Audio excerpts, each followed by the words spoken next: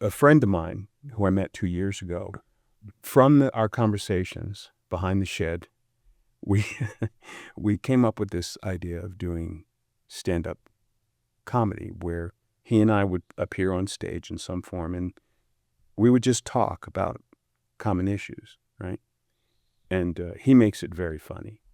So we came up with this platform that we wanted to put together called Speakeasy. Anyone who can come up and interact with us, ask questions, and bounce those subjects around and hear from the public, hear from people. I want to carry it further and take it to like a neighborhood level and find out what's going on in those neighborhoods, what people care about, what their concerns are. Bring that out into a public forum where people can come up and say their piece without getting shouted down. Talk about them. Let's look at finding some solutions because it's not going to come from capital. Welcome to Utah Stories. So today on the program, we have Karl Westbrook, who's been working in the homeless arena for the last 10 years, correct, here in Salt Lake City? Well, for the last 2 years. Oh, 2 years, okay. Well, plus or minus, but 2 years has been the gist of it with homelessness.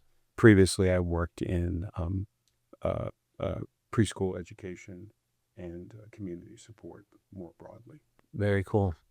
Yeah, and the reason why I'm interested in what Karl's observed is he's got a behind-the-scenes view. And, you know, as a reporter, I try to get a behind-the-scenes view because I talk to and interview a lot of homeless folks, and I hear what they have to say, and then we have people who work in the homeless arena here on the program. But I think it's awesome to have Karl on the program today because I love talking to people who actually work directly with the nonprofits in the arena, so to speak. And so thanks so much for coming on, Karl. Thank you for having me. So let's talk about first, you worked with the Road Home organization for how long? The past year, from December of 2023 to December of 2024. And what facility were you working at? I was working out of the main office as an AmeriCorps representative. My title was housing specialist. However, that's a little bit of a misnomer because I was not working directly with clients for a very specific reason, but we won't go into that unless you ask. But I got to ask. Now or? Yeah. Well, as a housing specialist, you're working directly with clients, providing services. About 3 months into my AmeriCorps term, whereas the county that hired me, I was under Salt Lake County MVP program, Most Vulnerable Populations. I'm a support through the AmeriCorps program. I'm a support person for the work that they do. So you're working for AmeriCorps through Salt Lake County for the Road Home. Right. Okay. Right. That's how it works. And I love it. Mm-hmm. However, 3 months into my term, the state pushed back against my personal history and declared that I could not work in the shelters. And I do have a past. Everyone has a past. My past was mostly good, but I had some rough spots. I was in addiction. I've been homeless. In fact, as late as 2023, when I returned to Salt Lake, I immediately fell into being unsheltered.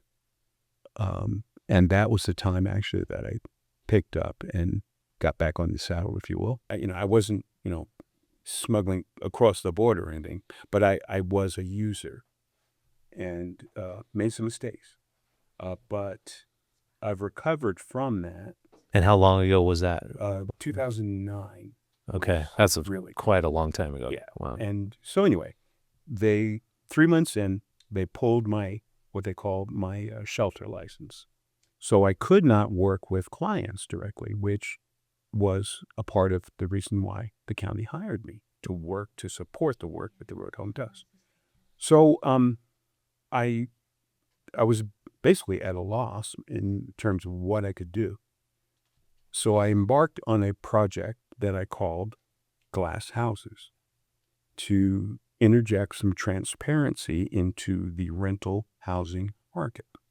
What I did was, using various resources, I accumulated a database of 1,200 properties in Salt Lake County, and I began to include in that database information about the policies of the landlords and property managers, including whether they're felon-friendly, whether they work with clients, what are their credit policies, and so forth, the income levels.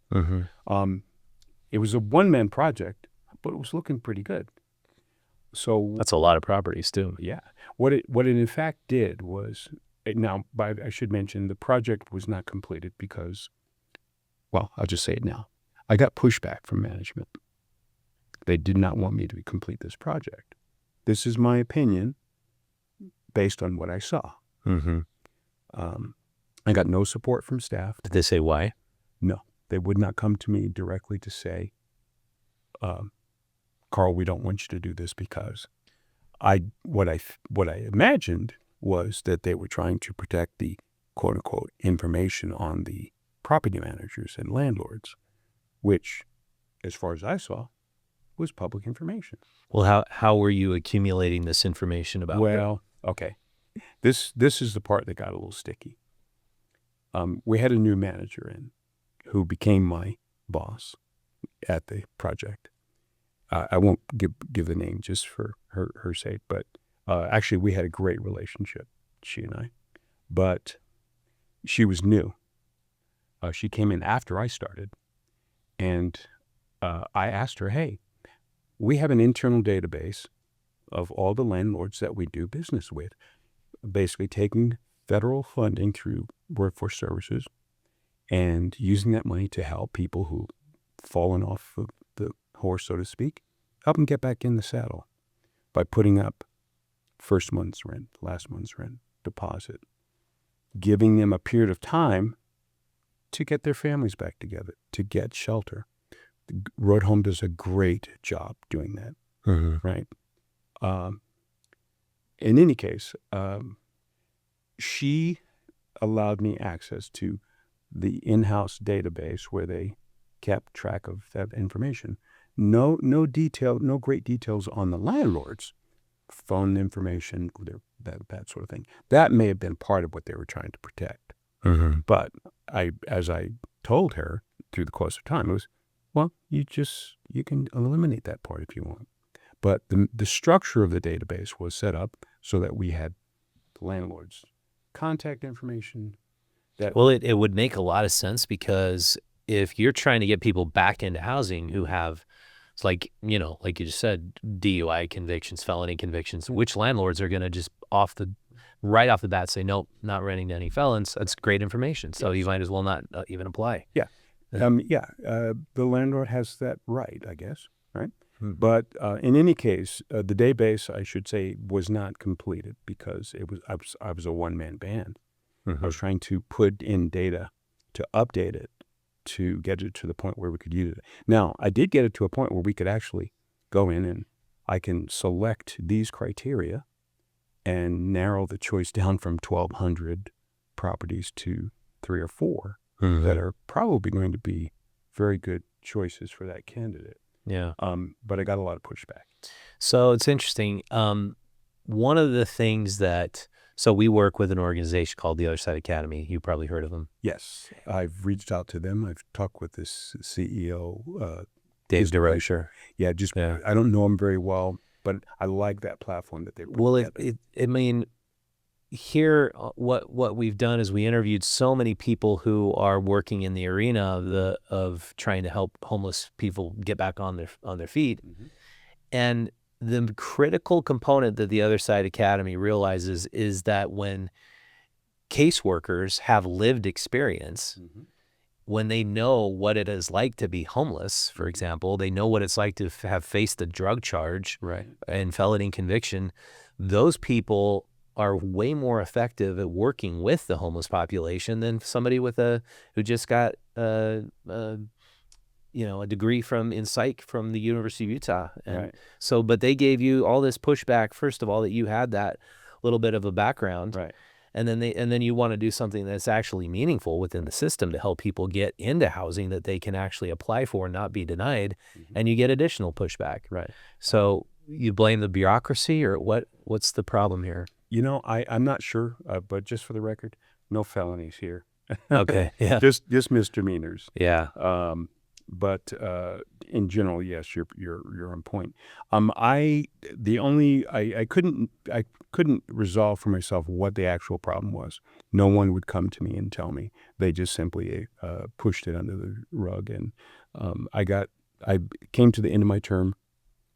It was released without any congratulations or fanfare or anything, which that left a bitter taste in my mouth. And this was a set amount of time that you were supposed to be there, or the AmeriCorps program typically runs. Well, actually, I believe they have shorter terms, but typically it's 1 year. Most people doing AmeriCorps work are young people, 18 to let's say 35 in that range. I only discovered this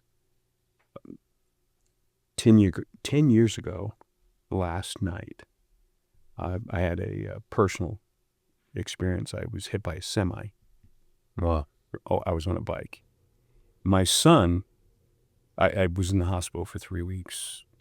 Police report said, I don't know how this guy lived. Wow. But in any case, my son said to me, Dad, I think the universe was trying to tell you, you're on the wrong road. So from that point, I switched from working in corporate arenas to...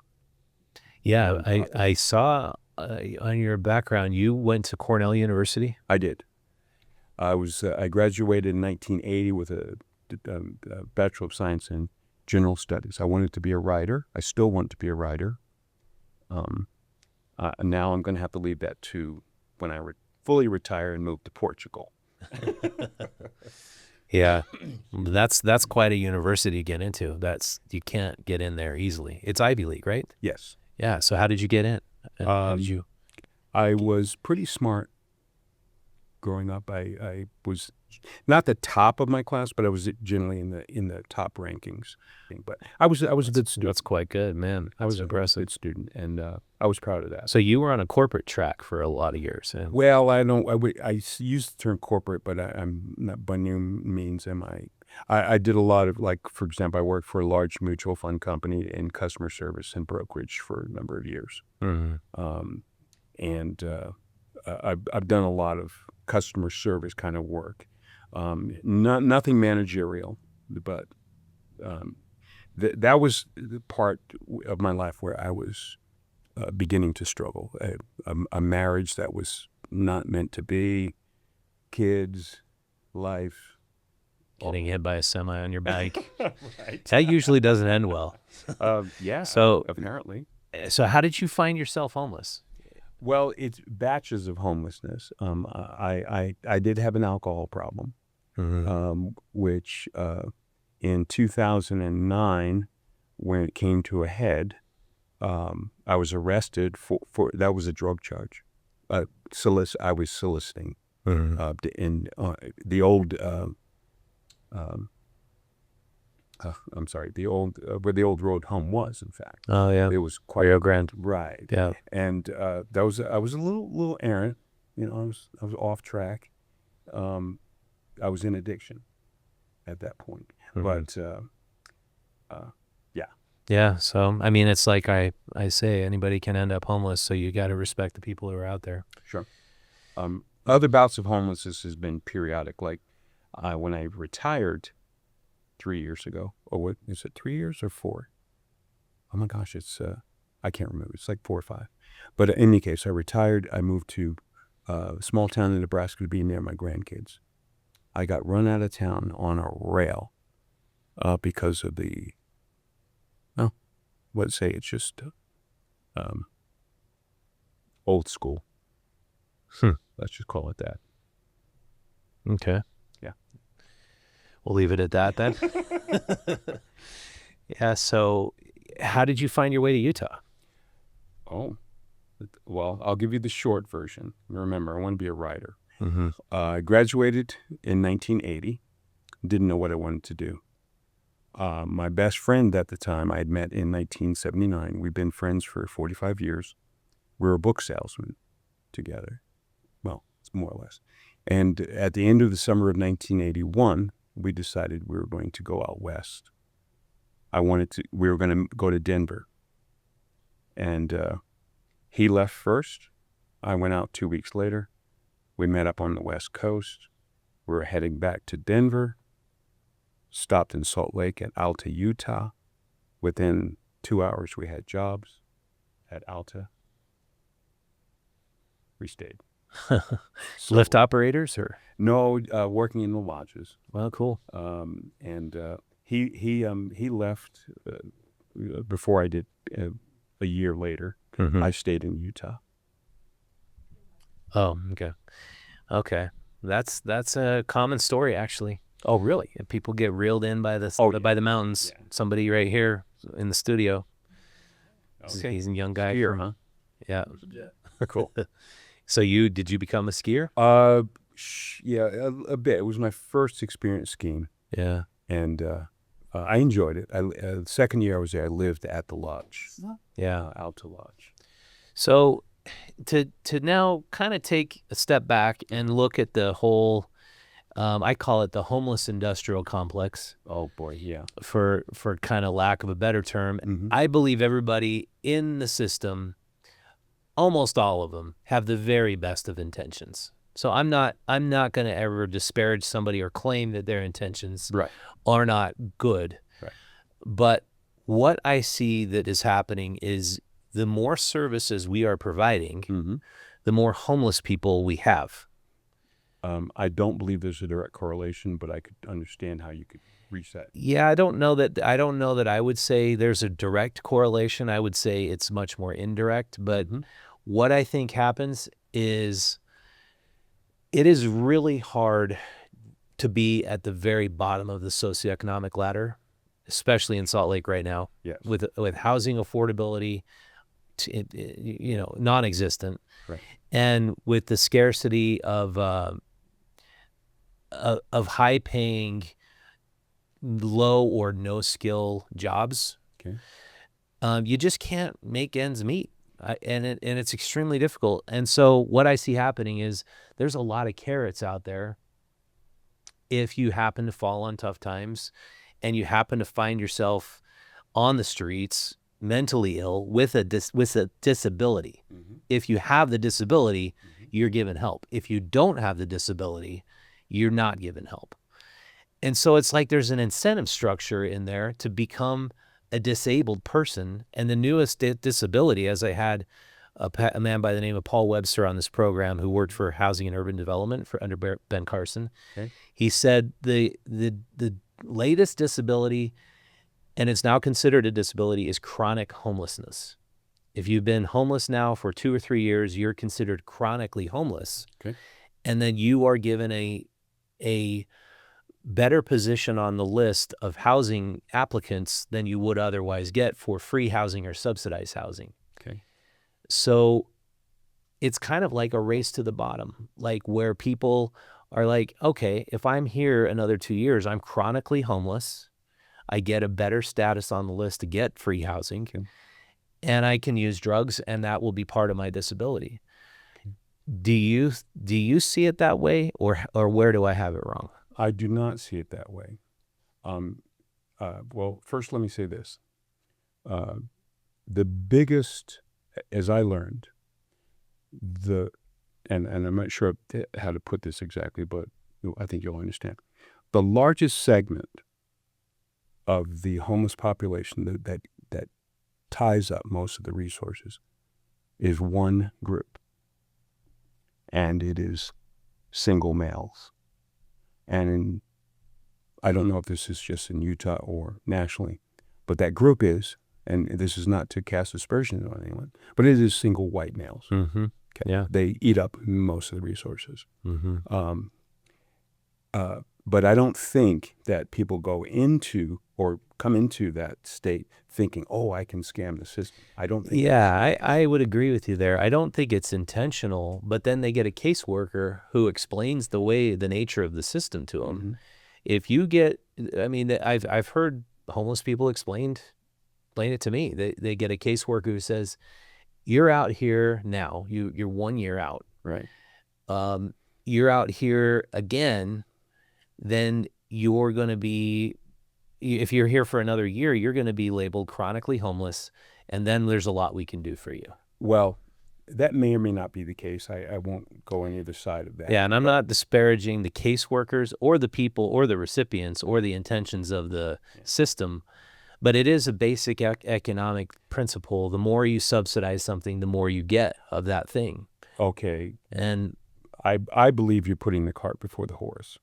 I don't think that people fall into it with that attitude in mind. They just fall into it. yeah, I agree. I don't- agree. It's not like they're intentionally doing that. Right. But they- with the very best of intentions, our systems have been set up with a ladder that's going down, that's rewarding people on the way down. Okay. If the largest problem is a specific group, then you can alleviate a lot of pain if you can remedy that. And I think that's where it goes. Mm-hmm. Because they are chronically homeless, we put more resources there. It may lead to that, but it is trying to, support those people Mm-hmm. and bring them up.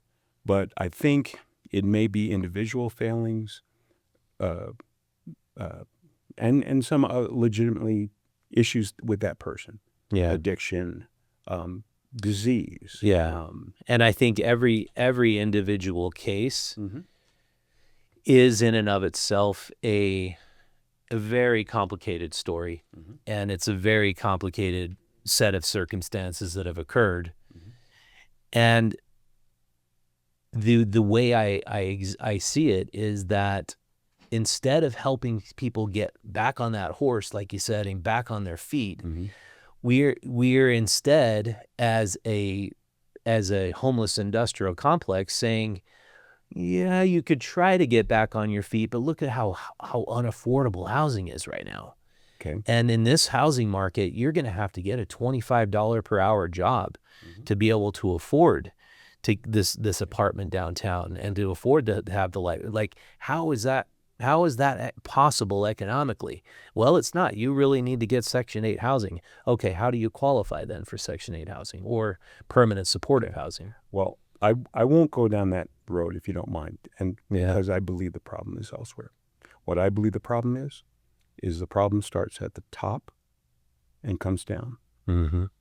A high percentage of our legislature here are landowners. They are landlords. I could name names. Developers. Right. They are making good money off of housing right now. The housing crisis back in 2009, I think, precipitated a lot of what has come forward. But they're building empty boxes downtown and all over the county, Mm-hmm. right? And I'm a little reluctant to name names because I haven't fully investigated these things. But there are politicians in this city who have ties to housing, and I was presented once with a formula by the husband of a particular politician. If you have a garden and a certain square footage, and you plant certain plants, you can forecast what your profits will be based on the square footage, how many plants you can put of this type, how much profit you can make off of each one. I think what we're doing is we're building empty boxes for people and charging them whatever we want. Well, they want. Mm-hmm. If you build it, they will pay. That's what I call it. Yeah. I believe that landowners and landlords are the problem. They're greedy. There is, I won't. Well, there's going to always be a cap on what people can afford to pay. Well, So okay. won't that supply and demand equation balance out eventually when landlords realize, well, our occupancy is 10% at this rate, we got to bring it down to get You more. tell me. Why are vacancies not public? Why aren't we putting that information out there? These properties have vacancies that we could fill if the price felt were at a certain level, right? Mm-hmm. If they were affordable. Yeah, I think that I think you're right. I absolutely agree with you. Our state is run by developers and politicians. Yeah. And sometimes they're often both the same. same. Yeah. Most of the developers have a political aspirations because they want to grease those wheels to fast track their projects. Right. Because zoning laws are what they are, and if you can change the zoning on a particular piece of property, you can double the property's value overnight. Mm-hmm. With the signature of a politician who's your friend. You can take something that's commercially zoned and change it to residential. And we watched that happen on a particular property I was looking at downtown by the Jordan River. Right after it was sold, it changed from industrial, which meant no residential property could be built on there. Okay. Right after it was sold, they already had the political prowess in place to change that zoning to residential and quickly double the price of the property. They could then flip it and make essentially $5 million overnight. And so that's the power of being a well-connected developer politician in Salt Lake. And so you're absolutely right that there's an abundance of units downtown. And I was able to go to one property. I'll go ahead and say it because I walked right in. I just said, I'm looking at this property, the Astra Tower, 40 stories, biggest tower, biggest residential tower in Utah. Okay. And I said, what's your occupancy right now? And he told me it's 10%. They've been open 5-6 months. Right. They're at 10%. They're charging $2,700 for a 2-bedroom apartment, and then $1,800 for a studio. Okay. I was like, yeah, if you can get that, I mean, if you have enough people who are in tech who can afford that, way to go. You're. Well, I think I know what you mean by way to go, but But I think even if you're taking supply, alleviating the supply at the top, it's going to create more supply at the bottom. But the pricing is set by the landlord and by the properties. So, I mean, if there's 10% vacancy in the property you're talking about, why is that not being filled? Because the price is too high. Exactly. Yeah. So I don't see the problem is really directly connected to supply. I mean, it is, but it is a choice by property owners to charge what they want. Yeah. Grow their profits. But we will see a correction in the market if we continue the way we are. I believe so. But let's go into some questions. Okay. Yishel just forwarded me one. This is from the public. Oh, it's not. Is this Utah believes it's more important to help a billionaire build $1 billion stadium rather than following the Amsterdam blueprint to end homelessness? Is that a question? I guess that's a comment. Oh, it's a comment. Okay. Do you know the Amsterdam blueprint to end homelessness? I do not. I think what it is public housing. I will research it. Yeah, I'm pretty sure Rocky Anderson. I met Rocky. Yeah, he's been on this podcast many times, and Rocky, and he if you're loves listening. I'd love to see you again. Yeah, he loves the idea of the government going into the housing market, just build all the needed necessary affordable housing. Okay. Problem solved. Okay. Do you like that idea? I won't name the source because she asked me not to. Hey, I asked a person in position, what's the difference? What's the problem here?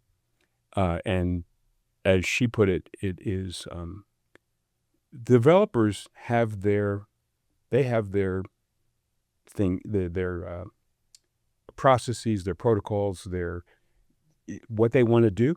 They have it nailed down. Mm-hmm. They just they build boxes and boxes and boxes and boxes. And it's all a math equation. Right. Yeah. With subsidized housing, and don't quote me on this, I'm not an expert, but from observation, there are regulations, and I was told this, It's regulations that are put in the path of building affordable housing that make it harder. I can't go into details. That's absolutely right. Yeah. But it makes it harder to come in under cost or come in at cost or however you want to put that. That's absolutely correct. And we had on this podcast a man who was appointed by Governor Cox to be the affordable housing czar, like director. His name's Steve Waldrop. And his directive is to force policy to make housing more affordable for developers to build, because 40% of the cost of building a property right now is just red tape. Inspections, the protocols, all of the processes you have to go through, the hoops to build on a piece of land. 40% of that cost is just regulations. Right. And so he's appointed basically to cut that cost. So, instead of a house costing, if you could eliminate, say, half of that 40% cost, then you reduce the cost of the home by 20%, or you get rid of more of that, and housing starts to become affordable again. But the problem is, I don't know that there is the political will with all the developers in the state legislature to remove those barriers to entry, because those barriers to entry keep you and I from going out and building on an empty parcel with just the money we have in our pocket. And so I don't see it happening unless there's a groundswell. I have a question. All right. Okay. I've been asking city officials, where can we see vacancy rates, or why can't we? Supposedly they are working to have those available. Have you heard anything about it? Well, you just commented on. Well, you can't find it. I don't have I've looked for sources of vacancies. I've reached out to property managers during the project that I was telling you about, glass houses. In that program, that platform I put together, it has basically a link where a property could say, we have this many vacancies. But at every point where I reached out to a property to ask about vacancies, or not everyone, but most, dead air. Dead air. Especially if you want to report on it. Right. Now I can see, though, by observation, not intense observation, but just being around and working in this environment, there's a lot of vacant properties downtown and throughout the county. A lot of vacant and a lot of buildings still going on. They're putting up empty boxes, hoping to fill them with tenants who will pay those high prices. I think it's going to fail. Part of me wishes it will fail. Need another one. Okay. Utah was strong enough to win the 2034 Winter Olympics again. Will this bring more to the table to make change for homelessness? What do you think, Karl? Will the Olympics bring more to the table to eliminate homelessness? No. Yeah. They're not concerned about homelessness. As the mayor herself said in a podcast, they're not building downtown for families. They're building it for people who will pay that high ticket price. That's what I think. And if you look, I travel by public transportation. I walk a lot all over town. I see infrastructure crumbling. I mean, you've probably seen it too. I think they're waiting for the big ticket payoff. That's what I think. They're waiting for that crowd of people to come in during that big event, and they'll make tons of money. Well, it was very interesting during when the NBA All-Star Weekend. Oh, okay. Oh my gosh! So we'd been covering it in depth that year, and then All-Star Weekend, and Main Street clears out, like all of the homeless gone. And where do they go? On the backside of the Rio Grande. They're there, camped out, and they're cordoned off, basically, told do not go near the arena, stay away, and they're enforcing, the no camping ordinances at that time very vigorously. Yeah. And then this basic tent city showed up on the backside of the Rio Grande train station. Yeah. And it was the first time you could see just how many unsheltered homeless people there are in the middle of January. And I went and interviewed a bunch of them. That was the time period when a lot of people were freezing to death. Right. We had a woman who was checking with the Salt Lake coroner's office, and her count was 15 died by freezing to death. The official count was 5. I think within what period of time? This was, I believe, 2022, the winter of 2022, from December, well, probably November to the end of January. Okay. I should have the numbers in my head, but I'm also part of the 4th Street Clinic Community Advisory Board. We not manage, but we help to support the homeless vigil, which is performed on typically the longest night of the year, December 21st. I happened to move back to Salt Lake 2 years ago. Yeah, 2 years ago, February 28th. Oh, wow. Today. My son drove me back from this little town in Nebraska. Got here. Couldn't stay with him for personal reasons. So that was when I was first. Oh, wow. Once again, pushed back into homelessness. I camped on the library steps across from the mayor's office a number of times the summer of 23. Wow. But I don't. Do you remember that? Was that right after the NBA? I remember when I got here at that time that people were telling me that's what was going on. Because I got in at the tail end of the NBA that weekend. Yeah. When I got here. Wow, what a time to come. Right. And I couldn't immediately see the change, but I was told by people that, they just swept them off the street. Yeah. So, yeah. Well, we've got a little bit of time left, but I want you to go into what is it you want to do? You're exploring the idea of starting your own nonprofit. Okay. And what is it you hope to accomplish and see? Okay. A friend of mine who I met 2 years ago when I was helped by the overflow shelter. I met a number of people at that time, one of which was my friend Ra, who I was going to invite here today, but he's not as well as we would like. I met him after he'd come out of hospice at the In-Between. Oh, yeah. And I'm sorry, I lost my train of thought. What he and I talked about, because he used to do stand-up comedy. He's very funny, very smart. He's a little older than me. He has some difficulties ahead of him, physical things. I won't go too far into that. But from our conversations behind the shed, we came up with this idea of doing stand-up comedy where he and I would appear on stage in some form and we would just talk about common issues, right? And he makes it very funny. So we came up with this platform that we wanted to put together called Speakeasy, where we would talk about hard subjects in an atmosphere where we can not joke about it, but make it just be able to talk about it.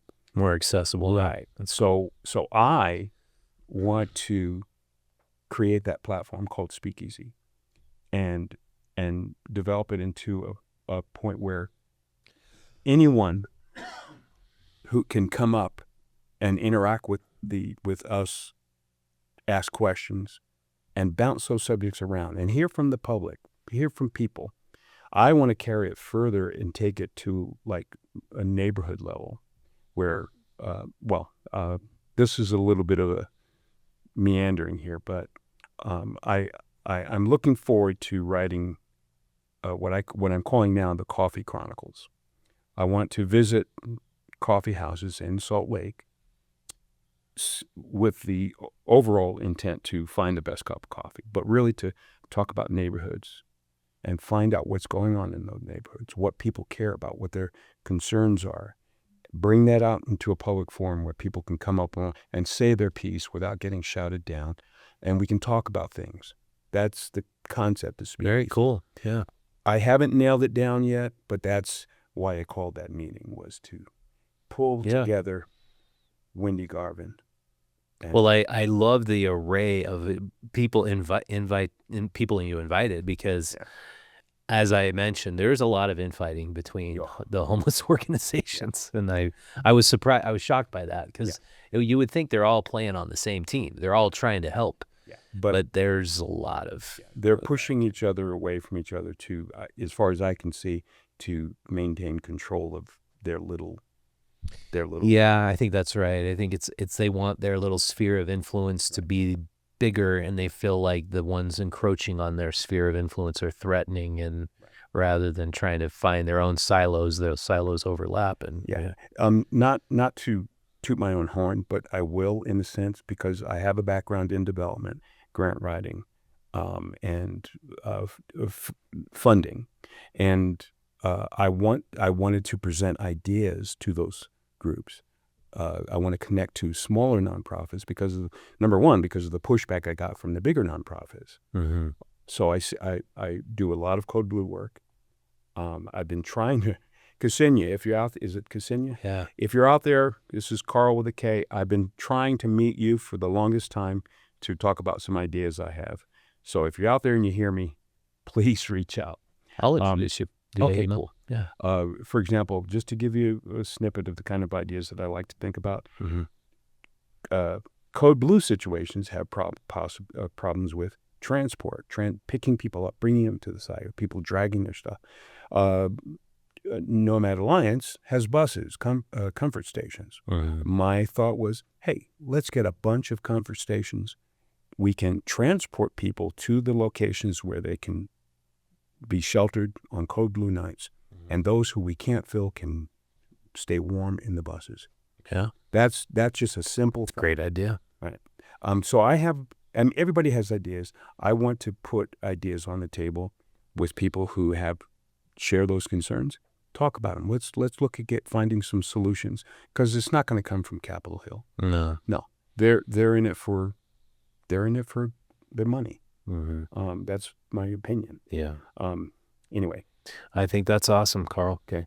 If you can get the groups that are kind of not working together so well working together. I love the Second South Coalition, Unsheltered Utah. I think it's obviously there's always room for improvement, but I see that they're just not working enough together. No. It's like kind of ridiculous, because getting the homeless off the streets during times when it's very cold is a really noble effort. Yeah, it is. And so I'm glad the Code Blue laws came about, and that the movie night came about, and the Second South Coalition stepped forward. But we can do better.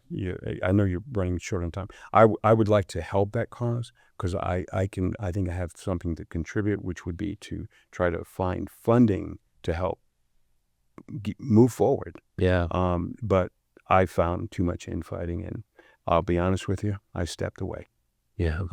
I decided to go in the direction of supporting at-risk youth, because I believe I can have a bigger effect there. My boss at the county, she saw right through what I was trying to do. I was trying to get back in the homelessness and housing.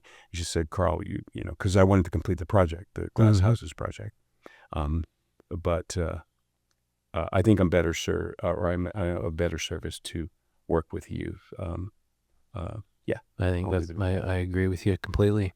That's kind of how we got involved, was first through Foster, Utah, and home, kids who are definitely at risk. And I mean, if you can help kids before they have any chance of becoming homeless and bring that risk level down, I think that's a great endeavor. Yeah. Last thing, I do want to thank you so much for reaching out. You don't know how much a blessing I see this as, just to be able to have somebody listen and hopefully put this out there. Yeah. Well, how can people connect with you? Well, I'm trying to build that platform. Right now, it's just I found out through my arrogance that it didn't work the way I wanted it to work, because I hadn't done the little things I needed to get the message to people.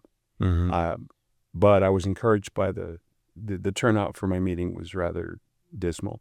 But as I later learned, after a day of moping, that the right people showed up.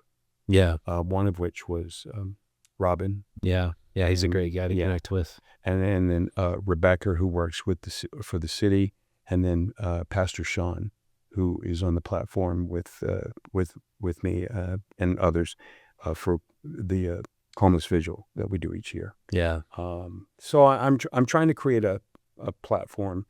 Again, it's a work in progress, which is part of what I want to talk to you about afterwards. Okay. So, all right. Well, thanks so much for coming on, sure. Karl. Thanks for having me. Yeah. Okay. Anybody out there who knows me, reach out. Yeah. Are you on social media, LinkedIn? What's the best way to get a hold of you? The best way is through my email at this point, which isn't social media. I created a small platform for Protocol 1 Consortium on Facebook. Okay. Set it up. A day later, they told me it was banned because it didn't meet community standards. I hadn't done anything. Wow. So I'm a little put off by some tactics in social media. Yeah. And can I give a shout out? Yeah. One, shout out to the AmeriCorps program. It's a great program. If you're a young person, you're looking for direction in your life, check out AmeriCorps. There are the programs will pay you a small stipend for your work, whether it's a year, a half year, or a quarter. And at the end, you get what's called a Seagull Award that you can use for further schooling. I'm dedicating mine to my granddaughters and my grandsons for the work that I do going forward.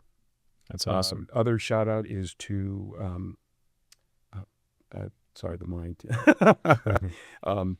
Well, just in general, just support those who support those who are less or most vulnerable in our population.